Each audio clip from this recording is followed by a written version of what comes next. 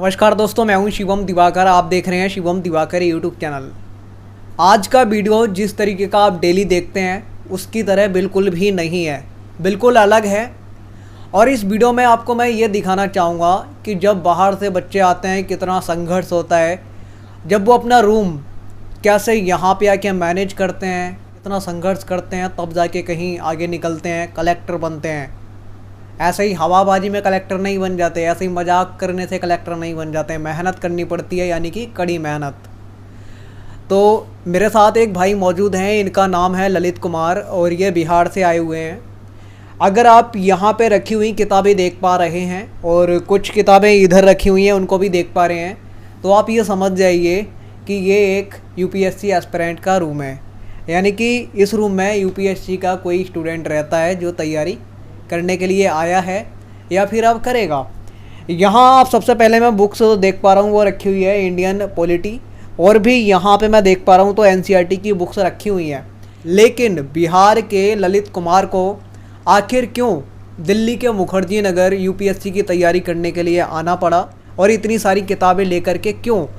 तो ये बताइए ललित भाई, आपको बिहार से दिल्ली के मुखर्जी नगर आखिर क्यों आना पड़ा इतनी सारी किताबें लेकर के? और आप कल ही आए हैं, अभी आपका जो रूम है वो भी मैनेज नहीं हुआ है, वो ये कर रहे थे और फिर मैं इनसे अचानक मिलने के लिए आ गया।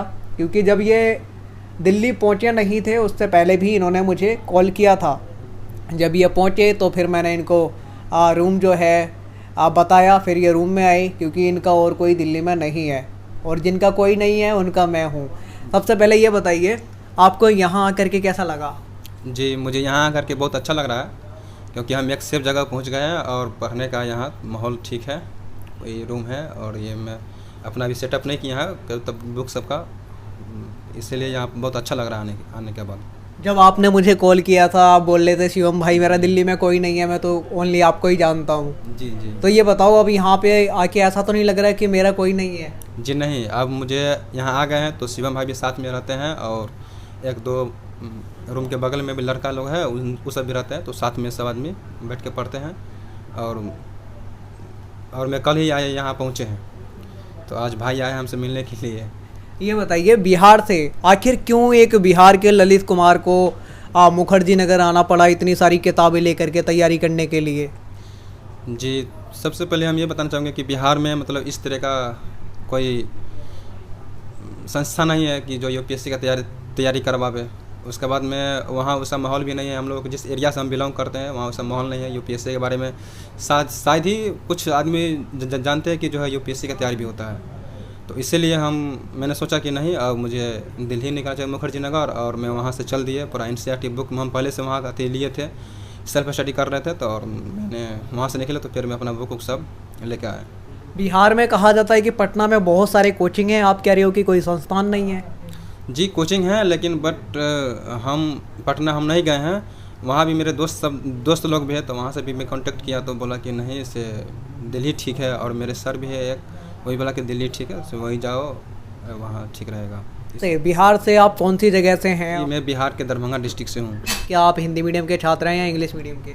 जी मैं हिंदी मीडियम का छात्र हूँ। ऑप्शनल सब्जेक्ट क्या लेंगे? अगर आप यूपीएससी की तैयारी कर रहे हैं तो जाहिर सी बात है कि ऑप्शनल सब्जेक्ट तो लेना ही पड़ेगा, तो वो आप किस आधार पर सिलेक्ट करेंगे?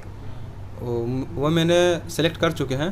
पहले जब मैं यूपीएससी के बारे में सुना, सर्च किए और हम जब स्टार्ट किए तो हम सोच लिए कि जो है हिंदी लिटरेचर करना है और उसी की तैयारी करना है। सर्च कहाँ से किया आपने, कहाँ से आपने खोज की? जी मैंने नेट पर भी और यूपीएससी का जो रिज़ल्ट है उसमें भी सर्च किए, और दृष्टि जो विकास दीक्षित सर है उनसे भी मतलब एक बार मुझे बात हुई थी, तो सर भी बोले कि ठीक है ऐसे हिंदी लिटरेचर ले लो और बहुत अच्छा ठीक है अपना तैयारी करो उससे। तो अभी आपकी उम्र कितनी है और आपने 10वीं 12वीं कहाँ से की है, ग्रेजुएशन कहाँ से की है? जी मेरी अभी उम्र जो है 21 साल चल रही है, और मैंने 10वीं अपने कमतौल हाई स्कूल वहाँ से मैंने पास किया, वहाँ से मुझे 55% मिले थे। और इंटर मैंने दरभंगा के एक मरवाड़ी कॉलेज है वहाँ से मैंने इंटर भी किया, उसमें भी सेम स्कोर रहा 55%। और ग्रेजुएशन में अभी ललित नारायण मिथिला यूनिवर्सिटी दरभंगा है, उससे मैं अभी कर रहा हूँ, और मैं अभी 3rd ईयर में हूँ। इस साल मेरी बीए कंप्लीट हो जाएगी। जब आप यहाँ आए तो अपने दोस्तों की याद भी आ रही होगी, जो बचपन में या फिर गांव में हमारे साथ रहते हैं, घूमते हैं, पढ़ते हैं साथ में, तो उनकी याद भी आ रही होगी, घर वालों की भी याद आ रही होगी। तो अपने दोस्तों के लिए और मम्मी पापा के लिए क्या मैसेज आप छोड़ना चाहेंगे? जी, याद तो आती है बहुत, मतलब कल से भी अभी तक मुझे उतना कि जैसे अब जैसे घर थे उस तरह से अभी यहाँ नहीं ढले हैं। याद आती है थोड़ा थोड़ा, लेकिन बट वो सब ठीक हो जाएगा। और मम्मी पापा के लिए और दोस्तों के लिए मैसेज छोड़ेंगे कि मैं यहाँ सुरक्षित हूँ और आप लोग वहाँ सुरक्षित रहिए, किसी चीज़ का दिक्कत नहीं है। मैं जल्द सेलेक्ट होकर आपके पास आऊँगी। तो यहाँ आप सेल्फ स्टडी करेंगे या फिर कोई कोचिंग ज्वाइन करेंगे, और मम्मी पापा से क्या वादा करके आए हैं? जी, मम्मी पापा से यही वादा करके आए हैं कि जब हम घर लौटेंगे IAS बन के घर लौटेंगे। तो यहाँ सेल्फ स्टडी करेंगे, कोचिंग ज्वाइन करेंगे? जी, अभी सेल्फ स्टडी करूँगा और मुझे यही पर्पस है कि हम सेल्फ स्टडी करके जो है IAS की तैयारी करेंगे। और ऑप्शनल की बात है तो थोड़ा अगर खुल जाए तो कोचिंग ले लेंगे। नहीं 1 या 2 दिन आपको हो भी गए हैं। खाना कैसा मिलता है? जी, खाना यहाँ ठीक है। सुबह ब्रेकफास्ट, दोपहर में जो है लंच और रात में डिनर। खाना ठीक है और कोई दिक्कत, खाना में दिक्कत नहीं है। वाईफाई मिलता है फ्री या नहीं? जी, वाईफाई तो है, जियो का वाईफाई लगाए हुए और काम भी करता है अच्छा। ये बताइए, यहाँ इतनी सारी आप बुक्स लेकर के आए हैं, इसमें आपकी कौन कौन सी क्लास की बुक्स इकट्ठी हैं? क्योंकि बहुत सारी हैं, इधर भी रखी हुई हैं, इधर भी रखी हुई हैं। आप ये जो बोरी यहाँ पे रखी हुई हैं दोस्तों मेरे चेयर के पीछे, अभी उन बोरी में अभी और भी बुक्स हैं, इतनी सारी बुक्स। और ये ग्लोब भी लेके आए हैं। इससे क्या मदद ले पाते हैं आप? इससे क्या मदद लेते हैं बताइए? जी, ये ग्लोब से जो है इसमें मतलब पूरा इंडिया, मतलब जैसे पूरा विश्व का मैप है इसमें। जैसे कहीं भी मतलब जैसे हम कुछ पढ़ रहे हैं, जैसे कोई करंट में इशू चल रहा है, तो अभी फ़िलहाल अभी चल रहा था फ़िलिस्तीन और इजराइल के बीच में, तो वहाँ मतलब कुछ समझने में दिक्कत हो रहा था। यहाँ पर आया और अपना सर्च किए कि कहाँ पर क्या है, कैसे है, नहीं है। तो इसके हेल्प से जो है हम समझ पाते हैं कि जो है अभी क्या इशू चल रहा है, कैसे है, नहीं है। यहाँ जब आप आए तो आपने क्या सोचा था? जब आप घर से चले, मम्मी पापा होते हैं तो वो कहते हैं आप इतनी दूर जा रहे हो, कैसे रहोगे, दिक्कतें परेशानियाँ हो सकती हैं, तो फिर आपने उनको क्या बोला? जी, जब तक हम यहाँ नहीं पहुँचे थे तब तक मम्मी पापा जो है बहुत चिंतित थे कि मेरे बेटा घर से गए हैं और कैसे है, वहाँ नहीं है। अब क्योंकि अपना भी मेरा नहीं था, इसलिए वहाँ दिक्कत कैसे है, नहीं है।